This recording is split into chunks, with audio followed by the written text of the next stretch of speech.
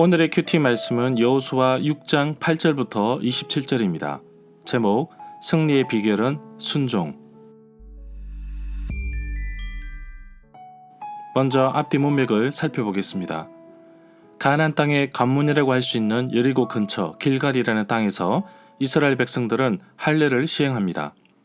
요단 강물이 다시 넘쳐 흐르기 때문에 다시 되돌아갈 수 없는 상황입니다. 이런 가운데서 할례를 행하였다가 갑자기 가나안 사람들이 쳐들어오면 대책 없이 몰살할 수 있는 상황 속에서 철저하게 하나님을 신뢰할 수 있도록 환경을 만들어 가십니다.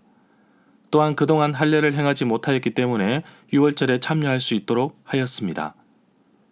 이스라엘 백성들은 할례를 행한 그달 14일에 가나안 땅에서 유월절을 지켰고 그 다음 날 가나안 땅에서 생산된 음식을 먹었습니다. 그 다음 날에는 40년간 먹었던 만나가 그쳤습니다. 가나안 땅 여리고 근처에 이르렀을 때 여호수아는 어떤 한 사람을 만나는데 여호와의 군대 장관, 군사령관이었습니다. 하나님께서 이스라엘을 위해 친히 싸우심을 확인하는 시간이었습니다. 여리고 성문은 굳게 닫혔고 왕래하는 사람도 없는 적막한 상황 속에서 하나님은 사람의 방법이 아닌 철저하게 하나님의 방법대로 여리고 성을 정복하게 하십니다. 매일 여리고 성을 한 바퀴씩 돕니다. 그리고 7번째 날에는 여리고 성을 7바퀴 돕니다. 여호와의 언약궤를 맨 제사장 앞에는 양각나팔을 든 제사장 7명이 있었습니다. 그리고 마지막 날 7바퀴를 다 돌고 나서 모두 함성을 지르라고 합니다. 하나님께서 말씀하신 대로 여리고 성은 무너졌습니다. 가나안 땅 초입의 견고한 여리고 성을 점령하였습니다. 가나안 땅의 관문이라는 여리고 성이 무너졌기 때문에 이제 가나안 땅의 점령은 하나님께서 허락하신 대로 나아가면 됩니다. 이 모든 승리의 비결은 바로 하나님의 말씀에 순종한 결과입니다. 여리고 성 정복에 지켜야 할 것이 있습니다. 모든 물건을 다 없애버려야 합니다. 죄악으로 물든 가나안 땅의 우상과 물건들을 모두 다 제거해야 하는 큰 의미를 가지고 있습니다. 이 모든 것을 버리고 하나님께서 가나안 땅을 이스라엘 백성들에게 주셨다는 그 말씀을 붙잡은 라합의 가족들은 구원을 받습니다. 문단을 나눠보겠습니다. 8절부터 21절은 무너진 여리고 성을 정복하다. 22절부터 27절은 라합의 가정은 구원을 받다. 8절에 보면 여호수아가 백성들에게 말하기를 마치자 명령한 대로 순양 뿔 나팔을 가진 7명의 제사장들이 여호와 앞에서 행군하기 시작했고 행군과 동시에 양각나팔을 불기 시작했습니다. 그 뒤를 따라 여호와의 언약궤를 든 제사장들이 뒤따랐습니다. 9절에 보면 무기를 들고 무장한 선발대는 나팔 부는 제사장들 앞에서 행군하였습니다. 또 여호와의 언약궤를 맨 제사장 뒤에도 무기를 든 후발대가 뒤따랐습니다. 그동안 제사장들은 각기 자기 나팔을 불면서 행진하였습니다. 동일한 내용이 13절에 반복되어 나옵니다. 10절에 보면 그러나 여호수아는 백성들에게 명령을 내리기 전까지 아무 말도 하지 말고 한마디도 입 밖으로 내지 말라고 하였습니다. 그러고 있다가 명령을 내리면 그때 고함을 지르라고 합니다. 여리고 성을 6일 동안 침묵을 지키면서 행진하는 것 자체도 위협적입니다. 그리고 고함, 함성을 지르는 것도 겁을 줍니다. 서로 대립되는 요소를 가지고 있지만 이 요소가 여리고 성을 무너지게 한 승리의 요소입니다. 이 요소 뒤에는 묵묵히 여호와의 명령을 순종한 이스라엘 백성들의 태도가 있었고 또 이들을 위해 하나님께서 개입하셔서 기적을 일으키신 것도 포함되어 있습니다. 11절에 보면 이처럼 여호수아는 백성들에게 여호와의 궤를 메고 여리고 성 둘레를 한 바퀴 돌게 하였습니다. 그리고 나서 백성들은 그들이 머물고 있는 진으로 돌아와서 하룻밤을 지냈습니다. 이렇게 하루에 한 바퀴씩 침묵하는 가운데 6일을 돌아야 합니다. 여리고 성은 해발 마이너스 259m에 위치해 있습니다. 바닷물보다 낮은 곳입니다. 팔레스티나 지역에서 가장 오래된 성읍 가운데 하나입니다. 여리고 성은 교통 요충지입니다. 가나안 땅으로 들어가는 관문인 동시에 사해에서 나는 소금과 역청과 유황을 장사하여 많은 이윤을 남겼습니다. 여리고에서 가장 오래된 성벽은 BC 7000년 전경에 세워진 것이라는 추측도 있습니다. BC 1550년경에 애국 군대에 의해 성읍이 파괴되었고 BC 1400에서 1325년쯤 여리고는 방어 시설을 갖추지 못한 작은 마을에 불과했습니다. 요수아가 여리고를 정복했을 때를 BC 1250년경으로 보고 있습니다. 여리고 성읍의 언덕 기슭에 솟아나는 샘 덕분에 주변 일대가 뜨거운 열대 기후에서도 오아시스처럼 종려나무가 우거져 있습니다. 그래서 여리고 성읍을 종려나무 성읍이라고도 부릅니다.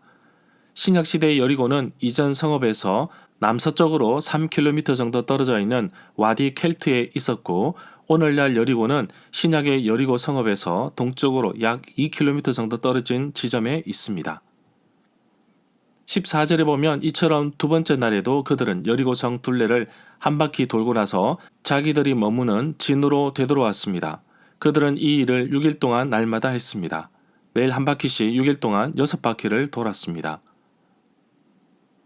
15절에 보면 드디어 7일째 되는 날, 백성들은 새벽에 일어나 이전에 성 둘레를 돌았던 것처럼 여리고성을 7번 돌았습니다.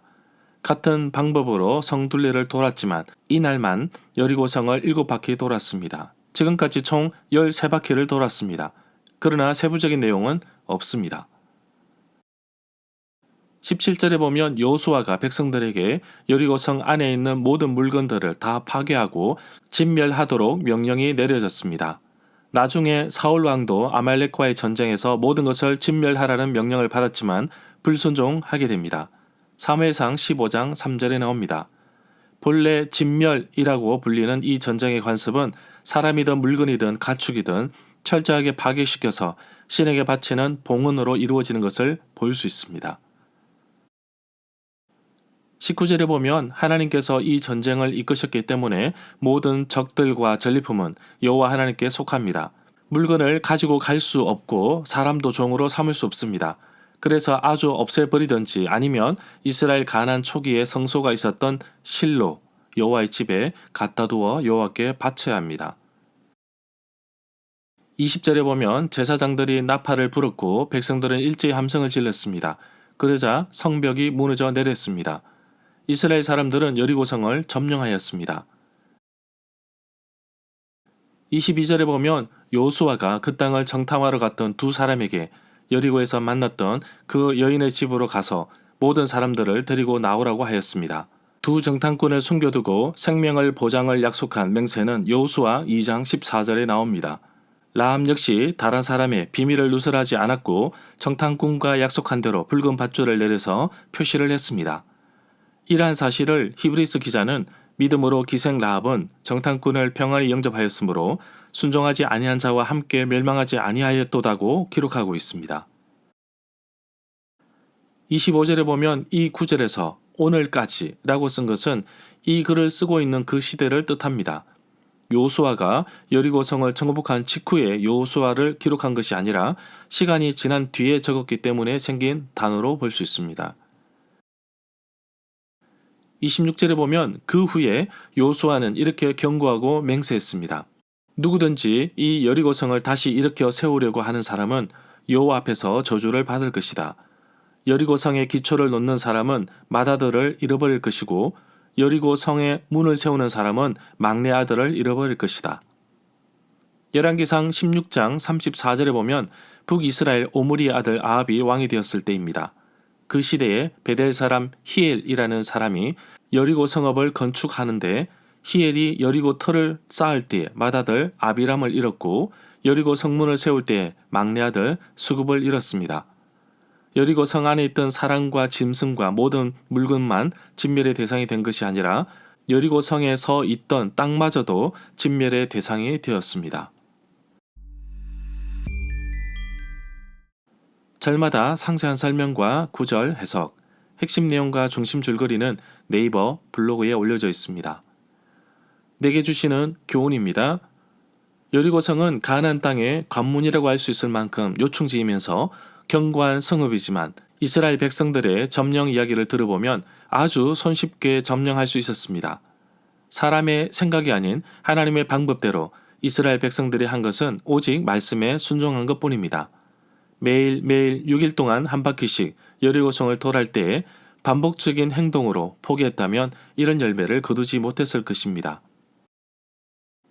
어쩌면 나의 신앙생활이 어제와 오늘 똑같이 보여지고 하나님께서 주시는 말씀도 어제 오늘 똑같다고 하더라도 순종하면 하나님께서 그 열매를 맛보게 하십니다. 내가 순종해야 할 하나님의 명령은 무엇이 있는지 찾고 그대로 순종하길 원합니다. 여리고성을 철저하게 불에 태워 진멸하도록 했습니다. 죄악에 물들었던 것을 모두 제거해야 합니다. 남겨두면 언젠가 나를 괴롭힐 것입니다. 나에게 습관된 죄악의 모습이 있다면 십자가 앞에서 모두 다 내려놓기를 원합니다. 예수 그리스도의 보혈로 나를 정결케 하셔서 다시는 죄악의 늪에 빠지지 않게 하옵소서. 여리고 성이 저주를 받아 다시 세우는 사람에게도 저주가 선포되는 것을 보았습니다. 예수 그리스도의 십자가로 인해 나의 모든 죄가 용서받았는데 또다시 죄악된 습관에 빠져 죄를 짓는 일이 없도록 날마다 나를 쳐서 복종시키고 나의 삶을 날마다 하나님 말씀 위에 올려놓아 정말 순종함으로써 축복받는 삶이 되기를 간절히 소망합니다.